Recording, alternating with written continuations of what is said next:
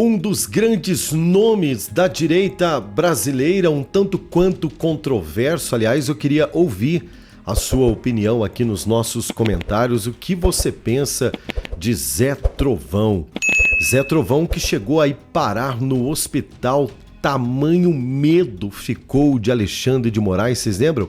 Foi internado, passou mal, teve problema no coração, quase que foi em cana. Foi liberado da tornozeleira eletrônica e voltou a ter direito a usar as suas redes sociais. Com a palavra, ele que vai explicar a sua experiência de ter sido tratado como um verdadeiro Zé Ruela, né? Porque de Zé Trovão, nessa história toda, ele não teve nada. Foi diplomado como deputado federal usando tornozeleira eletrônica, teve suas redes sociais todas derrubadas, ficou quietinho. Vamos ouvi-lo. Bem-vindo, deputado. Boa tarde, tudo bem com o senhor? Uma honra estar aqui depois de tanto tempo sem poder falar. Hoje eu volto aos canais midiáticos e também autorizado a dar entrevistas aí aos canais de notícias de todo o Brasil. Deputado, o senhor está, digamos, tendo de volta o que é um direito sagrado do senhor. O senhor é um parlamentar, e um parlamentar parla. Essa é a lógica também da semântica da palavra. Como é que o senhor recebeu exatamente essa decisão? Porque lá atrás o senhor chegou a ser preso, inclusive estava usando as tornozeleiras, agora foi relaxada essa questão da tornozeleira, voltou a ter acesso também às redes sociais. O senhor foi incluído naquele inquérito que também é sem fim, o inquérito dos atos antidemocráticos. Como é que o senhor recebeu essa notícia do Supremo? Foi um trabalho dos seus advogados? Como é que isso aconteceu?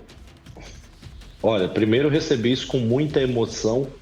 Fiquei muito feliz porque é algo que eu estava esperando muito que acontecesse.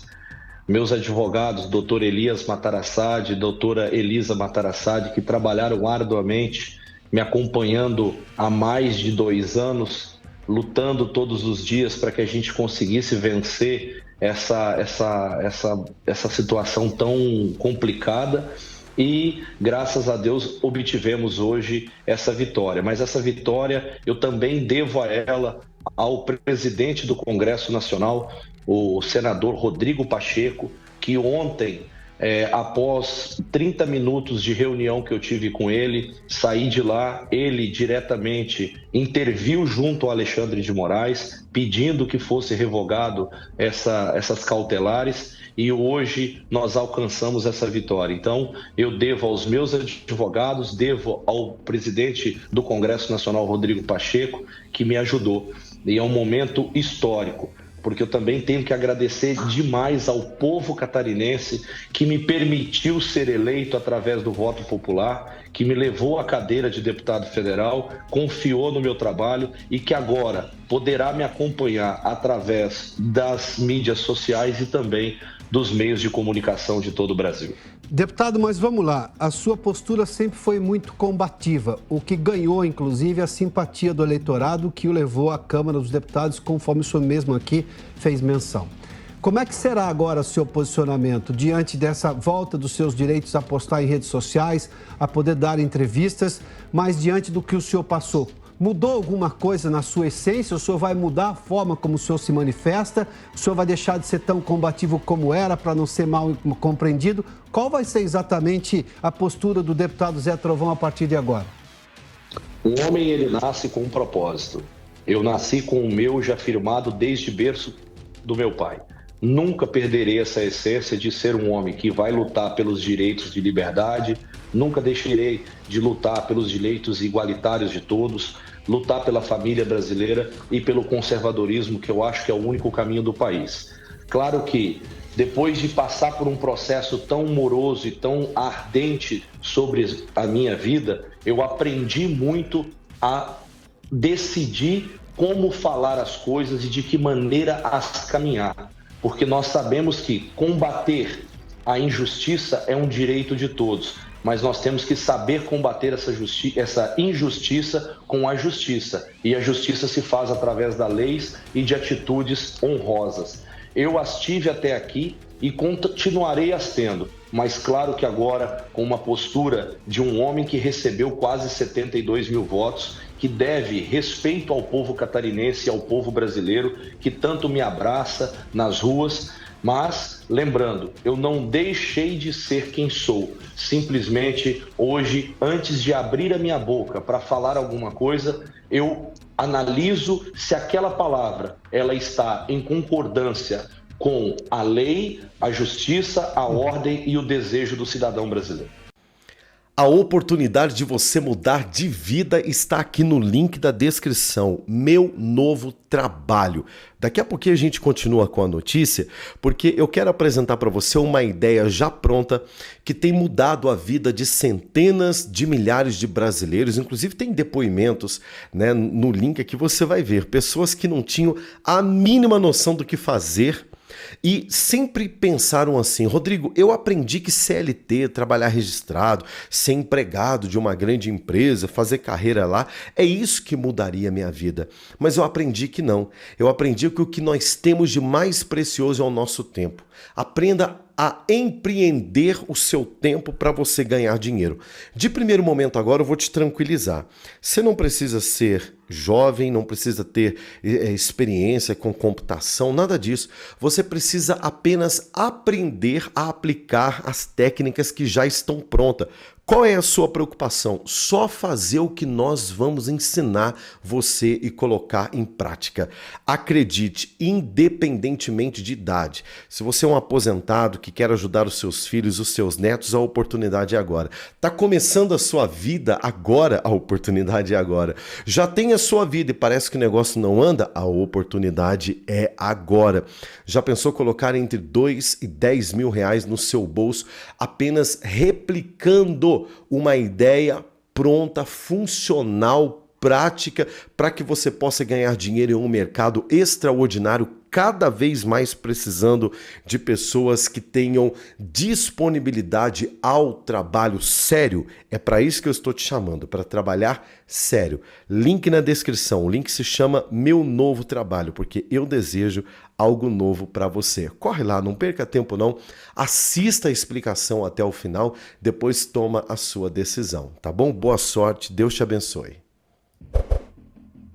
Deputado, vamos lá, eu vou perguntar uma definição. Aliás, essa frase é do ministro Alexandre de Moraes. Ele diz o seguinte, que liberdade de expressão não é liberdade de agressão. Se me permite o ministro, bom, isso acho que é extremamente compreensível. Ninguém tem o direito de agredir. Uma vez que você usa da sua liberdade agredindo, já havia leis no país para a parte que obviamente se sentia ofendida recorrer. Mas isso tem sido usado para calar pessoas que têm, digamos, se manifestado politicamente de outra maneira.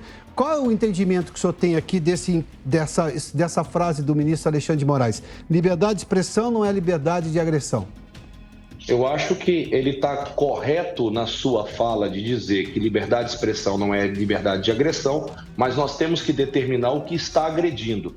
O que agride a honra tem que ser refutado com a lei. A lei diz que quando eu falo algo que vá de encontro a algo negativo àquela pessoa, ela tem a lei para defendê-la e isso vai danos morais, entre outros processos. O que nós não podemos é simplesmente dizer que uma pessoa não pode falar mais a partir de hoje porque ela falou algo que eu não gostei. Isso é uma atitude que a gente sabe que é inóspita, ela não está dentro dos padrões. Nós temos que ter essa responsabilidade de quando a pessoa toma uma atitude errada, corrigi-la ao rigor da lei, não simplesmente ultrapassar a lei e fazer com que essa pessoa seja calada. Porque quando você cala uma pessoa, você sai do regime democrático de direito e passa por um regime ditatorial.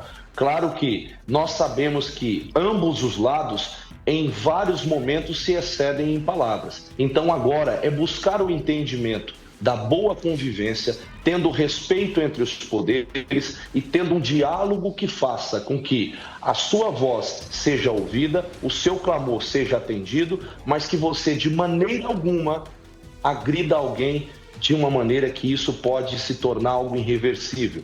Eu digo isso porque eu estou passando por isso em alguns momentos. Pessoas agridem a minha honra e eu não conseguia me defender, porque eu estava impedido de me defender nas redes sociais. Isso é muito ruim. A gente tem que entender que a rede social não deu voz a pessoas malucas. As redes sociais deu voz ao Brasil e ao mundo, fazendo com que aquela pessoa que talvez nunca fosse chegar diante de uma câmera, dentro de um programa de televisão, dentro de um jornal de alta visibilidade e falar, ele o fez através das suas redes sociais. Sim. Nós sabemos que também, no meio desses, há aqueles que usam as redes sociais para propagar o ódio, a violência, sim, o crime. Esses têm que ser cobrados a rigor da lei. Mas nós cobrar ao rigor da lei não é cercear o direito dessa pessoa falar.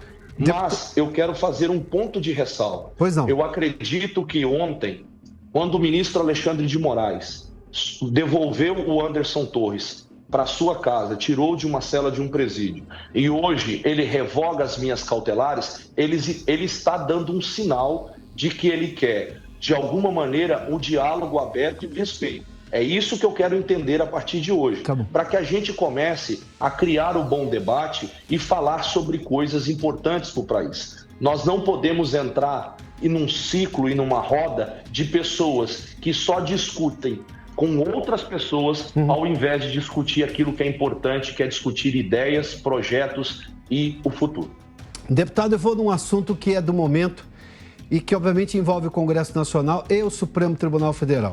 O Supremo anunciou que na semana que vem, muito provavelmente, começa a discutir a regulamentação das Big Techs, que são as donas de todas essas redes sociais ou de serviços de mensageria, como o Telegram ou o WhatsApp. E disse que, se por acaso o Congresso não se manifestar, o Supremo está se manifestando do ponto de vista de regulamentar isso daí. Só que isso é prerrogativa do Congresso Nacional. O senhor que passou por toda essa experiência, antes, durante e agora, depois, está experimentando isso depois de ter revogado as medidas cautelares, inclusive pelo próprio ministro Alexandre de Moraes, a minha pergunta para o senhor é objetiva. O Congresso precisa ser mais diligente e mais combativo em relação à invasão de prerrogativas do Supremo Tribunal Federal, ou seja, de legislar, que muita legislação está vindo do Supremo, entendimento antes do Congresso se manifestar? Eu acredito que assim, nós temos que ser enfáticos na nossa posição, e isso também conversei ontem com o nosso presidente do Congresso Nacional, Rodrigo Pacheco. Eu acho que os poderes têm que se manter em suas competências. Nós não podemos ter um poder que não foi constituído para ser legislador, legislar. Nós temos que ter essa responsabilidade. Chegou o momento em que as pessoas têm que entender que quem cria as leis e faz com que elas sejam cumpridas são dois órgãos diferentes. Quem cria a lei? Congresso Nacional, Câmara faz a lei, o Senado revisa a lei e juntos aprovam e manda para o Executivo, que sanciona. Quem é o resguardador dessa lei é a Suprema Corte. O Supremo Tribunal Federal precisa apenas resguardar as leis que foram criadas pelo Legislativo. Sim. Isso tudo é importante para que o regime democrático ele prevaleça. Se nós tivermos a interferência da Suprema Corte sobre ações que são competentes do Congresso Nacional, nós estaremos dando um passo muito grande para trás, um retrocesso na democracia. Então, eu faço apelo aqui aos ministros do STF que nos permitam legislar para que nós resguardemos através do poder instituído a eles, que é guardar essa lei. Sim. Então, se nós tivermos esses dois entendimentos, e como eu disse, eu faço esse apelo agora a cada ministro, vamos respeitar as casas para que a gente crie harmonia e paz. O Brasil precisa de paz para evolução. Nós estamos em decadência e essa decadência é muito perigosa para o Brasil.